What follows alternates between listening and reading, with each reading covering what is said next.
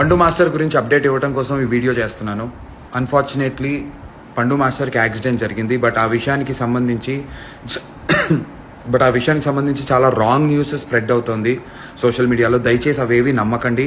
ఇప్పుడు టైం రాత్రి 10 PM అవుతుంది అండ్ రెండో సర్జరీ కూడా పండు మాస్టర్కి ఫినిష్ అయింది అండ్ 2 సర్జరీస్ కూడా చాలా సక్సెస్ఫుల్గా చేశారు డాక్టర్స్.